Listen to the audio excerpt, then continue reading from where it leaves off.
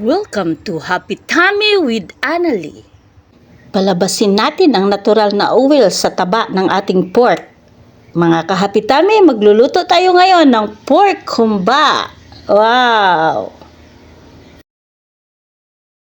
Mga ka-Happy Tummy, ipakita ko sa inyo ang iba pa nating ingredients para sa ating pork humba. Yung iba pa nating pork, mga ka-Happy Tummy, na hindi mataba: sugar, paminta seeds, garlic, onions, kinchay, salted beans, pineapple juice, ang ating soy sauce at ang ating vinegar, mga ka-Happy Tummy. Yan lang lahat ang gagamitin natin. So ang gawin natin, ihalo lang natin lahat ng ingredients maliban sa pineapple juice, sugar at ang ating salted beans. Mamaya na natin yan gamitin. At saka i-add din natin ang mga taba ng ating pork, mga ka-Happy Tummy. Heto na ang mga taba ng pork natin, in-add na natin. Tapos, isalang na natin ito sa apoy, mga ka-Happy Tummy. Yan, oh. Ukay-ukayin lang muna, mga ka-Happy Tummy. So, isalang na natin ito sa apoy. Tapos, mag-add tayo. After few minutes, mag-add tayo ng sugar, mga ka-Happy Tummy.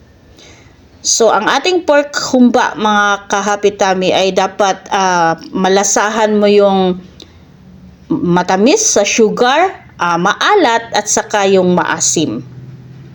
So, ihalo lang ng mabuti, tapos ano lang natin, continue lang yung medium heat lang, mga ka-Happy Tummy.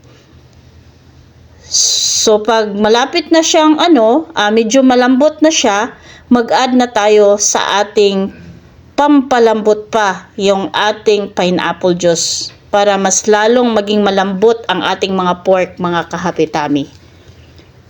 Time to time, ihalo-halo natin ang ating pork humba hanggang sa maging malambot na ang ating pork, mga ka-Happy Tummy. After few minutes, heto na ang ating pork humba, mga ka-Happy Tummy. Wow! Gutom na! Gutom na! Thank you for watching!